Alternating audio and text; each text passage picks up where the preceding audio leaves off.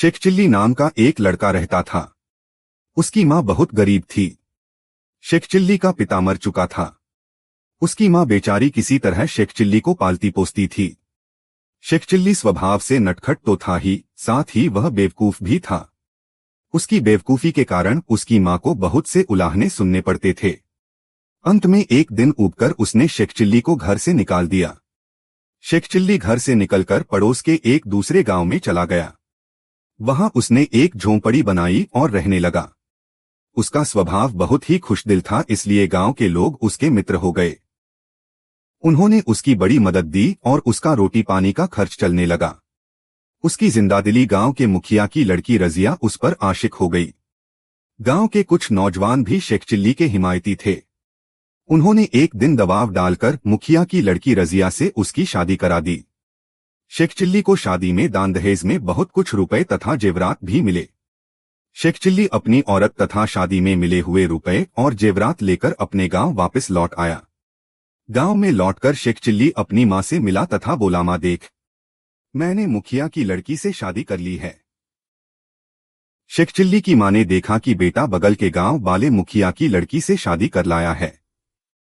उसकी मां ने यह भी देखा कि शेख चिल्ली दहेज में बहुत सी दौलत तथा सामान इत्यादि ले आया है, तो वह मन ही मन बहुत खुश हो गई। परंतु वह जानती थी कि शेख चिल्ली एक बिल्कुल बेकार लड़का है। इसको पैसा कमाने का कोई भी हुनर मालूम नहीं।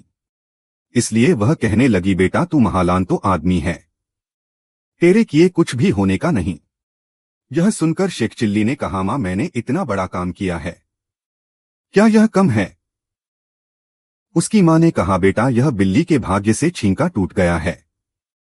तू अगर अपने मन से जानबूझकर कोई काम करे और उसमें कोई तरक्की करके 4 पैसे कमाकर ला सके तो मैं जानूं, तू मुझे बुढ़ापे में सुख नहीं दे सकता। यह सुनकर शेख चिल्ली ने कहा, मां तू ऐसा मत बोल, मैं वक्त आने पर तेरे लिए कुछ कर सकता हूं। इसी तरह कुछ और वक्त बीत गया। उसकी औरत नहर चली गई और 1 साल बीत गया। एक दिन उसने ससुराल जाने की ठान ली। मां से पूछा, अम्मी जान मेरी ससुराल कहाँ है? मुझे उसका पता बताओ ताकि मैं वहां एक बार हो आऊं, मैं भूल गया हूं। इस पर उसकी मां ने कहा, बेटा तुझ में अक्ल तो है ही नहीं, इसलिए अगर मैंने पता बताया तो तू भूल जाएगा। इसलिए मेरी बात का ख्याल रखे तो सीता अपने ससुराल पहुंच जाएगा। यह कहकर उसने कहा, बेटा तू सीधा अपनी नाक की सीध में चले जाना, कहीं से इधर उधर मुड़ना नहीं, बस सीधे अपनी ससुराल पहुंच जाएगा। यह सुनकर शेख चिल्ली सीधन ससुराल को चल दिया। चलते चलते उसकी मां ने कहा, बेटा जो साग सत्तू घर में था मैंने बांध दिया है, यह पोटली लेता जा और भूख लगने पर यही साग सत्तू खा लेना। शेख चिल्ली अपने घर से चलकर सीधा अपने नाक की सीध में रवाना हुआ। वह जब अपने घर से सीधा मैदान में 2-3 कोस निकल आया तो सामने एक दरख्त पड़ा। उसने सोचा, मां ने नाक की सीध में चलने को कहा था। यह सोचकर वह पेड़ पर चढ़ गया और फिर दूसरी तरफ से उतर फिर नाक की सींच में रवाना हुआ। आगे चलने पर उसे एक नदी मिली। उसने उस नदी को बड़ी मुश्किल से पार किया और आगे चल पड़ा। इसी प्रकार चलता हुआ वह आखिरकार अपनी ससुराल आ पहुंचा। ससुराल पहुंचने पर उसकी भली भांति खातिरदारी की जाने लगी, परंतु उसने साग सत्तू छोड़कर कुछ भी खाना स्वीकार न किया, क्योंकि उसकी मां ने ऐसा ही कहा था।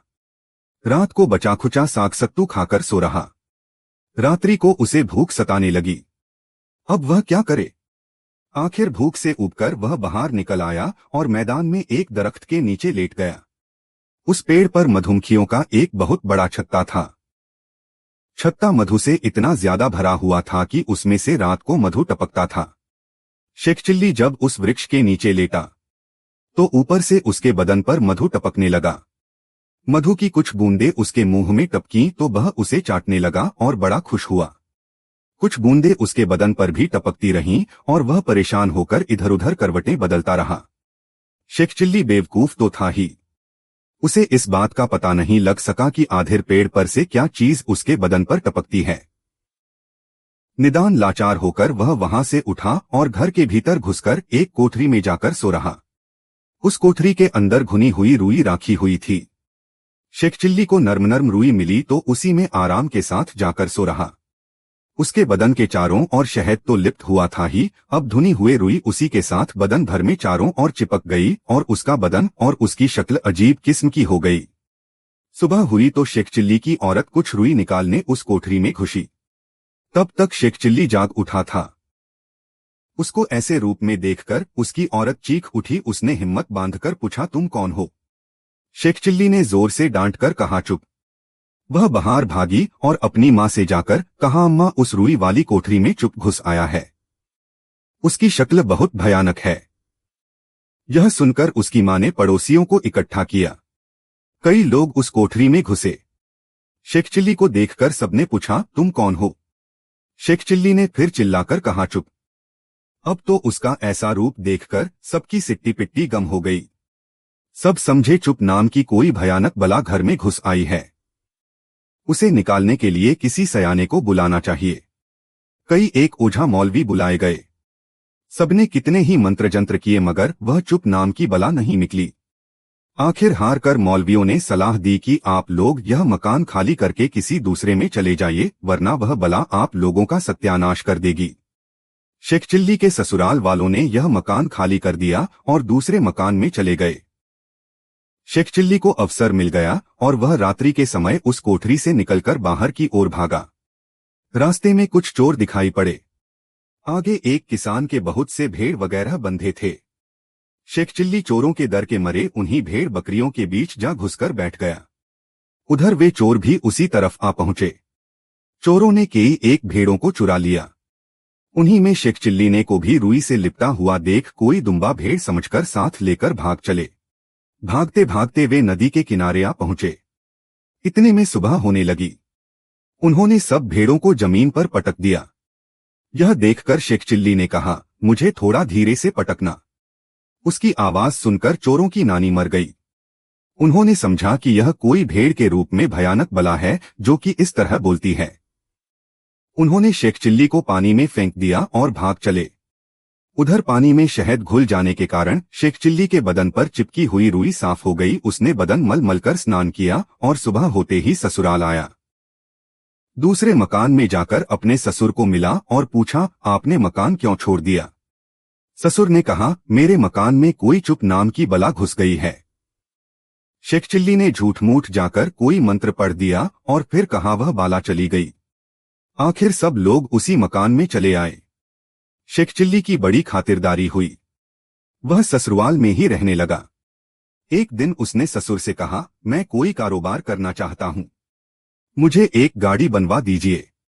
दिन में लकड़ियां काटूंगा और गाड़ी में लाद कर बाजार में बेचूंगा। ससुर ने एक बैलगाड़ी बनवा दी। शेख चिल्ली ने जंगल से लकड़ियां लाने के लिए बैलगाड़ी जोती। बैलगाड़ी लेकर वह चला तो कुछ आगे जाकर गाड़ी जंगल में चर्र चूं की आवाज करने लगी। शेख चिल्ली ने सोचा, यह मेरे कारोबार का पहला दिन है और यह गाड़ी साली अपशकुन कर रही है। आरे की मदद से गाड़ी को काटकर टुकड़े टुकड़े कर दिया तथा उसे वहीं फेंक फांक कर आगे लकड़ी काटने चल दिया। शेख चिल्ली एक मोटा पेड़ देखकर उसी पर चढ़ गया।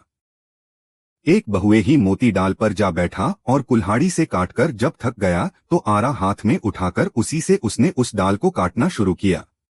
इतने में एक आदमी नीचे गुजरा। उसने जब शेख चिल्ली को डाल काटते देखा तो ठहर गया।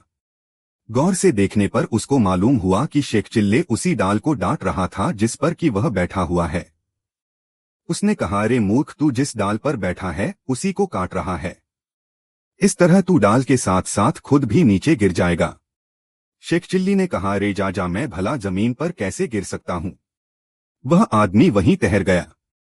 थोड़ी देर में डाल कट गई और डाल के साथ साथ शेख चिल्ली भी नीचे आ गिरा। तब शेख चिल्ली उसको कहने लगा, आप तो बहुत बड़े आदमी मालूम होते हैं, मुझे यह तो बताइए कि मैं कब मरूंगा। इस पर उस आदमी ने कहा, मैं यह सब नहीं जानता मगर शेख चिल्ली कहाँ छोड़ने वाला था। उसने उसका पीछा पकड़ लिया तो उसने छुड़ाने के लिए कहा, तू आज शाम को मर जाएगा। यह कहकर वह आदमी तो चला गया। अब शेख चिल्ली ने सोचा कि मुझे आज शाम को मर ही जाना है तो अच्छा है कि पहले से ही कब्र के अंदर लेट जाऊं ताकि मेरे मरने के बाद मेरे रिश्तेदारों को कब्र खोदनी न पड़े। ऐसा सोचकर वह उसी जंगल में एक गड्ढा खोदकर उसमें लेट रहा। उसी तरफ से एक आदमी जा रहा था। उसके पास एक मटका था। वह आवाज लगाता जा रहा था कि अगर कोई इस मटके को मेरे घर तक पहुंचा दे तो मैं उसे 2 पैसे दूंगा। यह सुनकर शेख चिल्ली झटपट कब्र के अंदर से उठकर खड़ा हुआ और कहने लगा, लाओ मैं तुम्हारा मटका ले चलता हूं। यह सुनकर उस आदमी ने वह मटका शेख चिल्ली के हवाले किया। शेख चिल्ली उसे लेकर चल पड़ा। रास्ते में यह सोचता जा रहा था कि मुझे उसकी मजदूरी के 2 पैसे मिलेंगे। 2 पैसे का एक अंडा खरीदूंगा, उसे अंडे से मुर्गी पैदा होगी। उस एक मुर्गी से बहुत सी मुर्गियां पैदा होंगी। उन मुर्गियों को बेचकर एक बकरी खरीद लूंगा। बकरी से बहुत सी बकरियां होंगी, उन बकरियों को बेचकर एक गाय खरीदूंगा। उस गाय से बहुत सी गायें पैदा होंगी। उन्हें बेचकर घोड़ी से बहुत सी घोड़ियां पैदा होंगी। उन सबको बेचकर बहुत से रुपए मिलेंगे। तब मैं अपना मकान बनाऊंगा। फिर एक घोड़े पर बैठकर बाजार में सैर करने निकालूंगा। फिर कारोबार करके बहुत सी दौलत पैदा करूंगा। फिर घर में ठाठ से शाम को बैठक में हुक्का गुदगुदाऊंगा। औरत बच्चों को मेरे पास खाना खाने के लिए भेजेगी। उस वक्त मैं हुक्का गुड़गुड़ाते हुए जोरों से सिर हिलाकर कहूंगा, अभी खाना नहीं खाऊंगा। शेख चिल्ली ने जो ही अपने ख्यालों में जोरों से सिर हिलाया कि वह मटका सिर पर से गिरकर फूट गया और अंदर का सारा सामान मिट्टी में गिरकर खराब हो गया। इस अपर उस आदमी ने शेख चिल्ली की अच्छी खासी मरम्मत की। शेख चिल्ली का सपना